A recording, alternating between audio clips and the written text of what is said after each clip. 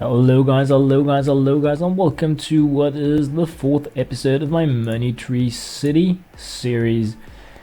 I'm adding in after commentary this time around because the game is starting to involve so much tapping that I wanted to do some video editing on it. So pretty much continuing where we left off in the last video, reached level 7, got 2 diamonds / gems as rewards, and heading into the shop to see the new goodies.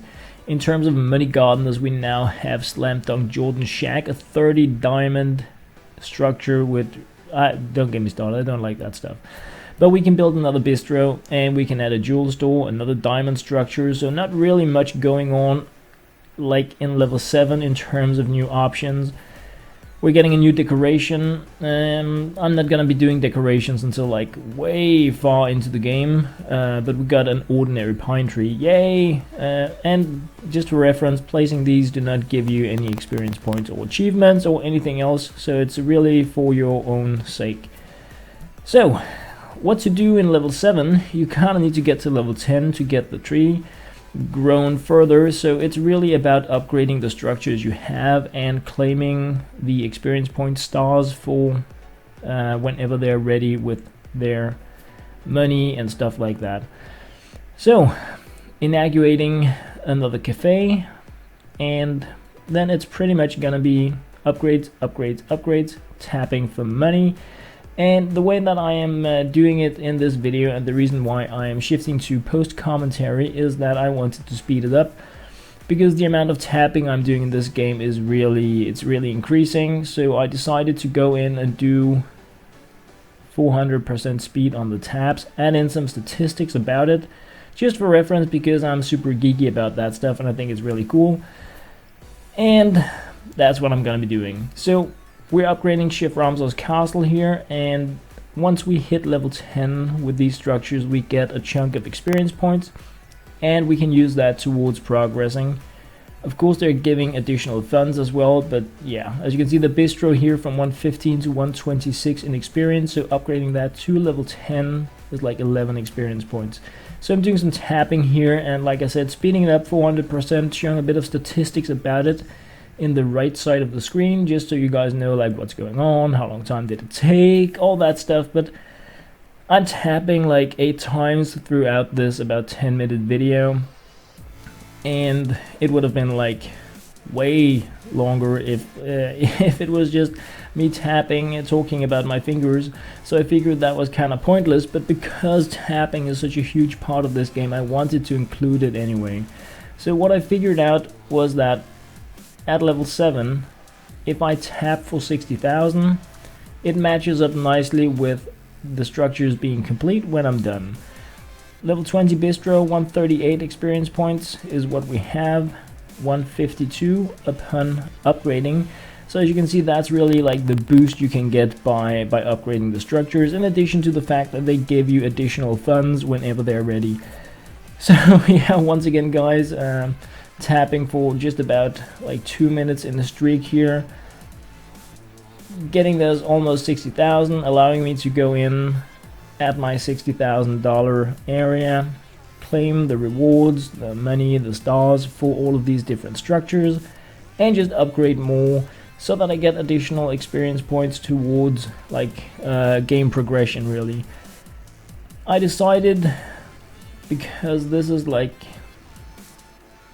level 7 is like really boring, sorry, but it is. When you need to remember guys that I was like level 16 or something like within the first 1.5 day of having this game. So it has been a power grind for me, meaning that I don't have the luxury of having these slow buildings ready and stuff like that to play around with. I have really been focusing on just progression, really fast.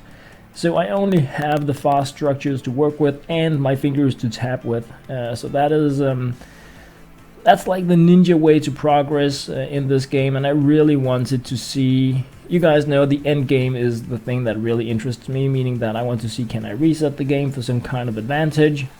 If I can, what advantage is it going to be? What is the maximum level of the money tree? How much do I get per tap? that sort of stuff is like what I think is really interesting in games like this. So I'm just trailblazing through it, and I'm not there yet, by the way, in current time. But so once again, tapping this time for a bit more, doing almost 78,000, and I did the bistros, and things get like really expensive when you get at the 20 area of leveling up, and like the further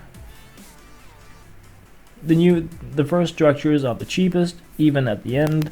So like the later on you unlock the structure, the more expensive it gets. Like for instance, the airports, if you guys have them, we're talking millions for upgrading them the last few levels, and the reward for doing so is like not that big, but it's part of the game. And yeah, I'm doing the airports now, so about 150,000 here, and that's like, what? Loads of money. Yeah, look at it go away, really, because besides checking out the casino, which is really cool, the ingot henge, by the way, guys, like complete waste, I think, because what it does is it gives you a 10% income boost on the surrounding structures. But at the time where you buy it, it's like really expensive, so you can easily wait with that. The reason why I popped it down really early was because I was expecting to get a massive experience boost when it was completed, and it was nothing, like 60 experience points. I was like, what? I've been waiting a day for this and you're giving me snake. So that was really depressing, but just a bit of info there. So clearing out the stars and the income again, and 200,000, like yay, okay, let's go spend it. Let's go big spender style. The bistros cap at 20 here. The total cap is 25 on any given structure. Chef Ramsaw's Castle, 257 experience points, really going to 317, so like really nice 60 experience points just for reaching level 10 there. It's a huge part of the level 7 if you can do that. The banks are also pretty nasty if you want to focus on progression. You want to tap for that kind of money.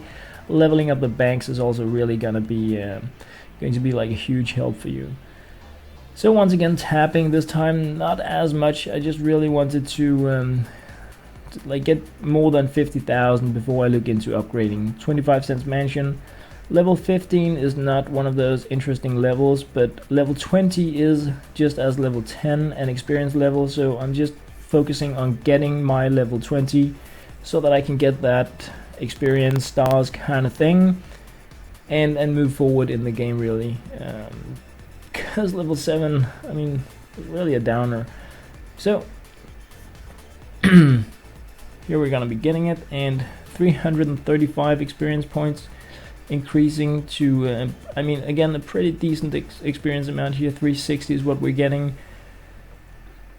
50 cents mansion is your first structure, which also means that you're gonna be getting like the lowest reward for leveling it up. But level 7, it's like just grab whatever you can and move forward, because if you're not in a position where you're gonna be upgrading to level 7 and placing your structures and waking up in the morning, and like these structures, the casino and stuff like that, have been going on all night, and you're ready to crush it with those, then it's a really boring level. Unless of course you're into buying diamonds and stuff like that, then you can do that stuff. But I'm holding on to my diamonds until I know how the end game plays out. Perhaps I'm gonna be getting diamonds for resetting, and then I can just hold them up and do faster and faster resets, something like that. I'm not sure yet, and that's why I'm really holding on to them. So once again, 60,000 means that I can claim money and stars for that chunk of early structures over there, and just, it's like a cycle going like that. Tap around 60,000, claim the money, go complete some upgrades, get more experience points, over and over and over. And depending on how you play this game, leveling up structures may be a really bad idea, because the return on value is like really bad on some of it. But I had nothing else to do in the game. I mean, it was pointless for me to start calculating, okay, I can collect money from the movie theater every 2 minutes or whatever it is, if I invest 500,000 or 100 or 50, whatever it is, I'm going to get it back in over the course of so and so many hours of gaming. Is it a good idea or a bad idea? Yada yada yada. I had nothing else to do than put my money into these, so yeah, that's where the money went. So it's just really it's a bit of a sleepy level, and because of that, I'm also, this video here about like 10-11 minutes is getting level 7, getting the first upgrade chunks done, and then I'm moving forward in another video because it was a bit too much for me to nudge into a single video, because it's like really trivial stuff, even though I am speeding up the tapping. But it's an important level, I feel, and the reason why I really wanted to actually also share it, not just because I want to share the entire gaming process, but I could imagine that like level 7 could be one of those levels where you feel a little bit stuck, because it's like, whoa, how do I move on from here? How do I get to level 10 so that I can get a better money tree? Because I can do snake paints and upgrades are expensive. I'm getting very few like experience points and very little money in return. So I figured I'm gonna be like sharing it all and just giving you my bits and bytes about how I played level 7. Hopefully you're gonna do it a little slower than I am, which means that you can benefit more from the passives on the structures. So guys, that was getting level 7 and playing around the first half of it. 449 experience points out of 900, so pretty much half of it. As always guys, thank you very much for watching.